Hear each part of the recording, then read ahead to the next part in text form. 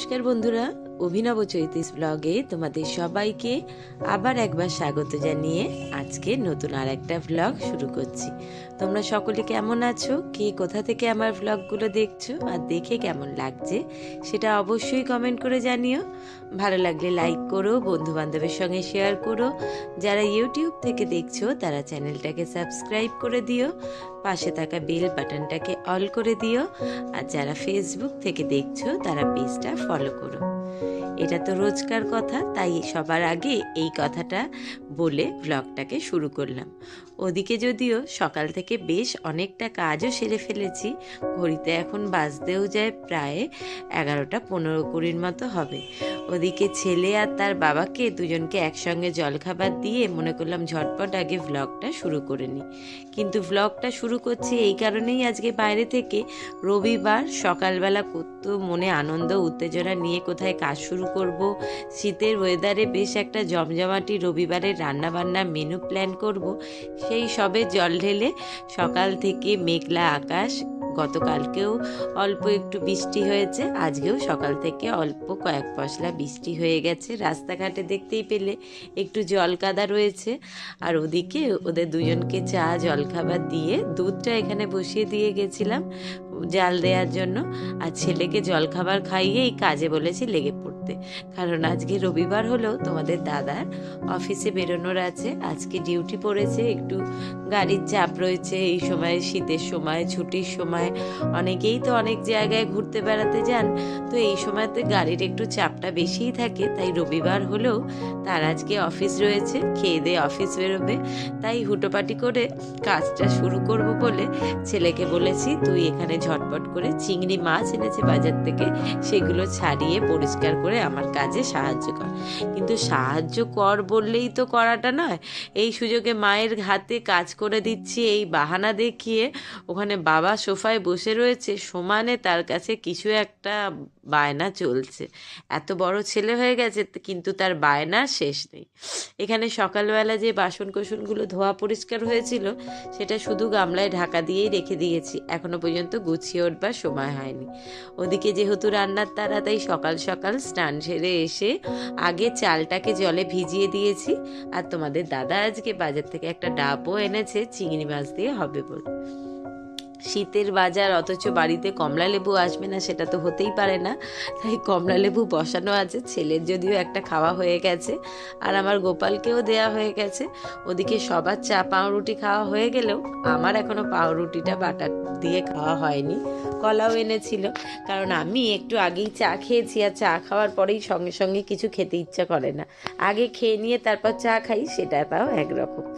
তো বাবা এখানে অনেক মন দিয়ে তার ছেলের আবদার বায়নাগুলো শুনে খুব একটা বেশি পাত্তা দিল না, কারণ জানে সামনেই ঘুরতে যাওয়ার আছে, এখন আবদার বায়না তার তো লেগেই থাকবে।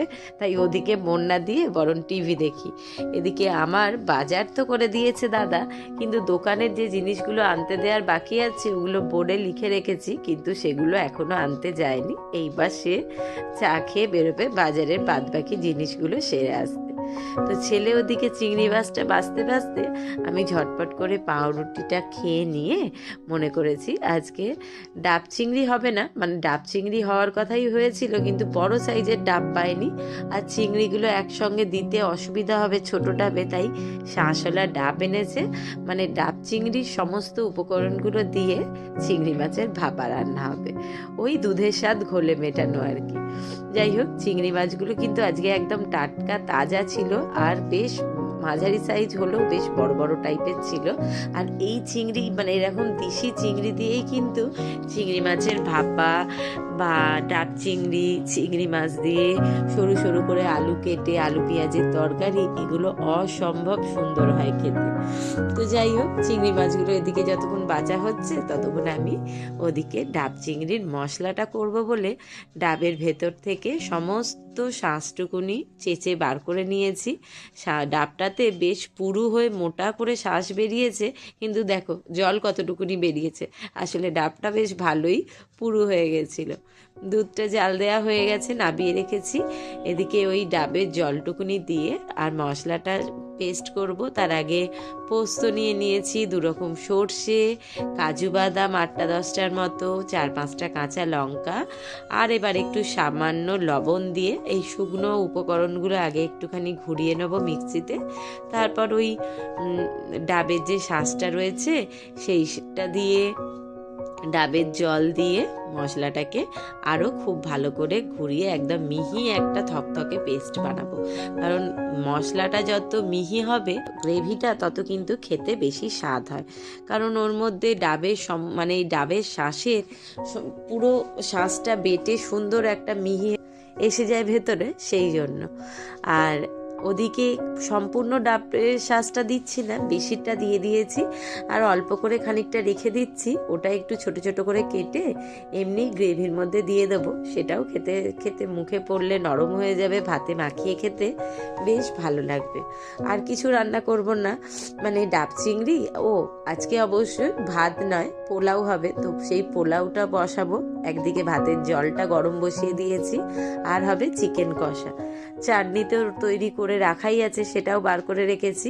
মোটামুটি ঘড়িতে এখন 11:30 বেজে গেলেও যেমন করেই হোক না কেন আমাকে রান্নাটা পুরোপুরি 1:30টার মধ্যে কমপ্লিট করে, 1:30টার মধ্যে রান্নাও কমপ্লিট না, 1:30টার মধ্যে তাদের দুজনকে খেতেটা দিয়ে দিতে হবে। সেই চিন্তা ভাবনা নিয়ে কাজে লেগে পড়েছি। আর যতদূর আন্দাজ করছি, চিংড়ি আর চিকেন কোনোটাই হতে খুব একটা সময় লাগে না, আর সেই কম্বিনেশনেই রান্নাটা করেছি। সেই সঙ্গে পোলাও ঢুকিয়ে দিয়েছি, সেটাও খুব ইজি রান্না, ঝটপট হয়ে যাবে। যত তাড়াতাড়ি রান্না করা যায় সেই রান্নাগুলোই আজকে করব বলে ঠিক করেছি। যদিও আজকে তোমাদের দাদা সকালবেলা বাড়িতে এসছে একটু তাড়াতাড়ি, ওই 5:20 নাগাদ এসে একটুখানি রেস্ট নিয়ে 9:30 নাগাদ উঠে বাথরুম সেরে চা খেয়ে বাজার করে এনে দিয়ে আবার টিফিন করে একটু বেরিয়েছে, সেলুনে গেছে চুল টুল সেভ করতে। সেই ফাঁকে আমি ঝটপট করে রান্না সেরে নেব। আর দ্বিতীয় কথা হচ্ছে, যেটা আমিও ওর সঙ্গে না আজকে দেরি করে একদম খুব তাড়াতাড়ি পুরো 7:30টার মধ্যে উঠে পড়ে সবার আগে যে কাজটা করেছি, ঠান্ডা অল্প অল্প লাগলেও, আর বাইরে ঠান্ডা থাকুক বা না থাকুক, ট্যাঙ্কির জল যে পরিমাণে ঠান্ডা, হাত দিলে আঙুল কেটে যাওয়ার মতো। তো এই ঠান্ডা জলে একটু গরম জল মিশিয়ে নিয়ে স্নান করে আগে ঝটপট করে পুজোটাকে সেরে নিয়েছি। তারপরে জানতামই তো যেহেতু চিকেন বা মাটন কিছু না কিছু হবেই, যদিও মাটন হওয়ার সময় এখনো হয়নি, কারণ গত 1 সপ্তাহ আগেই মাটন হয়েছিল। তো আমাদের তো নিয়মই আছে প্রত্যেক মাসে একদিনই মাটন খাই, কিন্তু রবিবার মানে চিকেন তো হবেই। তাই জন্য পেঁয়াজ রসুনগুলো সকালবেলায় বসে বসে ছাড়িয়ে রেডি করে রেখে দিয়েছিলাম। আর এদিকে ভাতের মধ্যে জলটা ফুটে গেছিলো বলে চালটা দিয়ে এদিকে ভাপার চিংড়ি মাছের সম্পূর্ণ মশলাটা হয়ে গেছিল। ডাবের জল, ডাবের শাঁস দিয়ে সুন্দর করে মশলাটাকে বেটে নিয়েছিলাম। তার মধ্যে কাঁচা সর্ষের তেল, পরিমাণ মতো লবণ, বেশ খানিকটা দুধ আর দুধের সরও দিয়েছি। আর একটুখানি সাদা সাদা লাগছিল বলে তাই ওর মধ্যে দিয়ে দিয়েছি বেশ কিছুটা কাশ্মীরি লাল লঙ্কার গুঁড়ো। সব দিয়ে ভাপার মশলাটাকে একেবারে রেডি করে ভাপাটাকে কড়াই বসিয়ে দিলাম। এটা একদিকে হতে হতে ভাতটা হচ্ছে, ভাতের ফ্যানটাকে ঝরিয়ে অন্যদিকে পোলাওটার জন্য কাজু কিশমিশ ভেজে ওটা ঢেলে নেব। তাহলে পোলাও আর চিংড়ি দুটোই রেডি হয়ে যাবে। তারপর শুধু বাকি থাকবে চিকেন কষাটা। এখানে পোলাওয়ের ভাতটাও হয়ে গেছে, শুধু ঘিয়ে ভেজে কাজু কিশমিশগুলো ঢেলে দেবো। আর সেই সঙ্গে একটু গোলাপ জল, একটু মিঠা আতর, অবশ্যই করে একটু মিষ্টি তো দিতেই হবে, পোলাও যখন মিষ্টি ছাড়া তো একেবারেই ভালো লাগবে না। আর এই যে বললাম সকালবেলা বসে পেঁয়াজ রসুনগুলো কেটে রেডি করে রেখেছিলাম, তো এইবার সেগুলোকে পেস্ট করে নেওয়ার পালা। এই যে ফ্রিজ থেকে চাটনিটাকে বার করে রেখেছি। ফ্রুট চাটনি তো সবসময়তেই মোটামুটি করে রেডি করেই রাখা থাকে। কাজু কিশমিশ, আমসত্ত্ব, আলু বোগরা, তেঁতুল, টমেটো, একটুখানি আমচুর পাউডার, সেই সঙ্গে অবশ্যই করে চাট মশলা সব দিয়ে চাটনি একেবারে বেশি করে ঢুকিয়ে রেখে দিই প্রত্যেক রবিবার খাওয়ার জন্য। ওদিকে পোলাও, চিংড়ি মাছের ভাপা রেডি, চাটনি তো আগেই তৈরি করা ছিল, এবার শুধু চিকেনটা কষিয়ে নেওয়া। চিকেনের মশলাও হয়ে গেছে, সর্ষের তেলটা গরম করে গোটা গরম মশলাগুলো দিয়ে দিয়েছি। এবার আদা রসুন আর পেঁয়াজ রসুন কাঁচা লঙ্কার পেস্টটা দিয়ে তার মধ্যে আদা টমেটো চিকেন সব দিয়ে ভালো করে কষিয়ে, যেমন হয় টক দই দিয়ে কষাতে কষাতে একটুখানি বেশ সুন্দর করে মাংসগুলো অর্ধেক সেদ্ধ হয়ে গেলে, গ্রেভিটাও সুন্দর তেল ছাড়তে শুরু করলে, সেই সময়তে একটুখানি গরম মশলা দিয়ে ঢাকা চাপা দিয়ে আস্তে আস্তে যতক্ষণ না চিকেনটা পুরোপুরি সেদ্ধ হয়ে যাচ্ছে ততক্ষণ রান্না করে নিয়ে নামিয়ে নেব। ওদিকে আমার রান্নাও যত তাড়াতাড়ি হয়ে গেছে, দাদাও কিন্তু এর ফাঁকে এসে একটুখানি স্নান সেরে কিছুক্ষণ রেস্ট করতে শুয়ে পড়েছে। কারণ সারা রাত্রি নাইট ডিউটি করে এসে আবার দিন ডিউটি করতে যাচ্ছে। রবিবার দুপুরে তিনজনে একসঙ্গে ঘুমাই বা না ঘুমাই, যদিও দাদা তো প্রত্যেক রবিবার দুপুরবেলা ঘুমাবেই, আগের দিন বেচারা সারা রাত্রি নাইট ডিউটি করে বলে, কিন্তু আমি আর রিকও দুজন মিলে একসঙ্গে বিছানায় উঠে পড়ে যে যার মোবাইলে কোনো না কোনো মুভি প্রত্যেক রবিবার দেখতে থাকি। এটা আমাদের মা ছেলের বলতে পারো এক ধরনের নিয়ম। যেদিন অবশ্য রিকের প্রজেক্টের কাজ বা কোনো পড়ার আলাদা কাজ থাকে, যেদিন সময় হলো না সেটা আলাদা, কিন্তু সময় পেলেই মা ছেলে দুজন মিলে এটাই করি। তো আজকে রিক আর আমি দুজনে থাকবো, কিন্তু সেই সমস্ত কিছুই হবে না, কারণ ঘুরতে যাওয়ার আছে আগামী সপ্তাহে। তোমাদের দাদাদের অফিস থেকে সব কলিগরা মিলে একসঙ্গে ঘুরতে যাওয়ার কথা হয়েছে কয়েকদিনের জন্য, সেই জন্য ব্যাগপত্র পাড়া গোছানো আছে। এদিকে রান্নাও কমপ্লিট, তোমাদের দাদাকে খেতেও দিয়ে দিয়েছিলাম, তাই চিকেনটা আর আলাদা করে কড়া থেকে ঢালা হয়নি। এবার ঢেলে আজার করে নিয়ে আমরা মা আর ছেলে দুজনে একসঙ্গে খেতে বসবো। যদিও ছেলের মনটা খুব খারাপ, হুটোপাটি করছিল, কিন্তু আমাকে না নিয়ে সে খেতে বসবে না, বাবার তাড়া ছিল বলে। তাই তোমাদের দাদা আগেই খেয়ে অফিস বেরিয়ে গেছিল। এখন দুপুরবেলা আজকে কথা হয়েছে যে সন্ধেবেলা একটুখানি আলু কাবলি বানানো হবে, তাই আলু ছোলা মটর এগুলোকে প্রেসারে একটা সিটি দিয়ে রাখছি, আর এখানে একটুখানি তেঁতুল জলে ভিজিয়ে রাখলাম।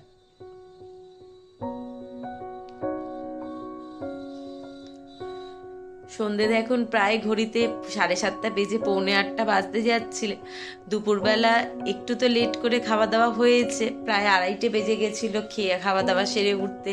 তাই দোনমনো করছিলাম, সকালবেলাই দেখলে যে দুপুরবেলা ছোলা মটরগুলো সেদ্ধ করে রেখেছি, আজকে আলু কাবলি হবে এই ভেবে, কিন্তু যেহেতু লেট হয়েছিল খেতে, তাই দোনমনো করছিলাম আলু কাবলিটা আদৌ বানাবো নাকি। কিন্তু দাদা বললে যে না, রাত্রিবেলা খাবার খেতে ইচ্ছা করুক বা না করুক তাতে অসুবিধা নেই, আর ওগুলো যখন সেদ্ধ করা আছে তাহলে একটু আলু কাবলি বানিয়ে নাও। তাই ওখানে একটু ধনে জিরে শুকনো লঙ্কা কড়াইতে গরম করে মশলাটাকে গুঁড়ো করে রেখেছি। এখানে একটু টমেটো ধনে পাতা কাঁচা লঙ্কা কুচিয়ে রেখেছি, ওগুলো তো সেদ্ধ হয়ে গেছিল আর একদম ঠান্ডাও হয়ে গেছিল, তাই একটুখানি গরম জল করে আবার ওই ছোলা মটরগুলোর ওপর ঢেলে দিয়েছিলাম যেন একটু গরম হয়। আর সেই সঙ্গে আলুগুলো ছোট ছোট করে কেটে পিস করে নিয়েছি, একটা পেঁয়াজ কুচিয়ে নিয়েছি, আর বেশ কিছুটা বিট লবণ নিয়ে নিয়েছি।